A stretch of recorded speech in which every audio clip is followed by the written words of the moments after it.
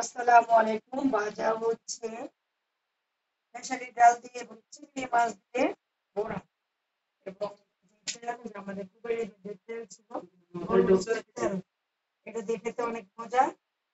এই যে দেখতে পাচ্ছেন ভাজা হচ্ছে। ঘটনা হচ্ছে ইদানিং একটা জিনিস দেখতেছি, এটা মনে হয় আগে থেকে চালু। নিজের বাবারে একবার সারাদিনে বাবা বলে ডাকবে না, এমন কিছু পুরুষ দেখি এখন ইদানিং শ্বশুরে আব্বা আব্বা বলতে বলতে তাদের মুখের ফেনা শেষ হয়ে যায়।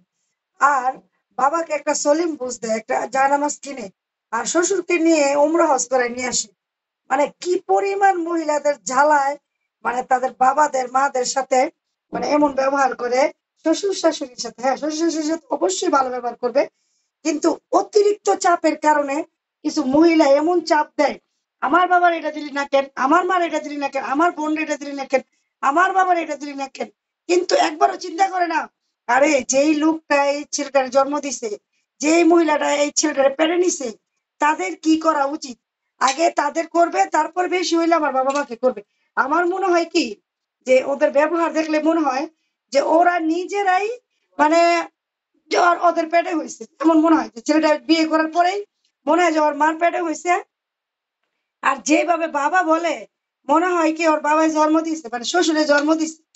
তো কি বলবো, আসলে আমরা কোন দেশে বাস করি, কিছুই বলার নাই, আবার বলতে গেলেও সমস্যা।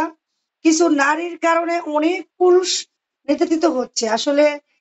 পুরুষ নির্যাতন আইনটা আমি আজকে 17 বছর যাবত বলে যাচ্ছি যে পুরুষ নির্যাতন আইন চালু করা হোক। তো আসলে এটা চালু করলে খুবই ভালো হবে। পুরুষরা অনেক নীরবে নির্যাতিত হয়, তো তারা বলে না মুখে খুইলা।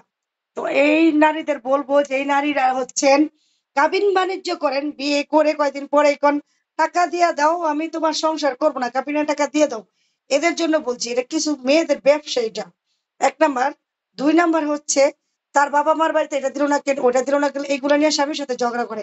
একবারও একটু লজ্জা শরম করে না যে আমাকে খাওয়াবে পড়াবে, এটা তার দায়িত্ব, এটা তার কর্তব্য, কিন্তু আমার বাবা মাকে কেন দিবে, এটা তো তার কর্তব্য, দায়িত্ব না। এটা মন চাইলে দিবে, না চাইলে নাই, জোরাজুরি নেই। তো যাক, সবাই ভালো থাকবেন।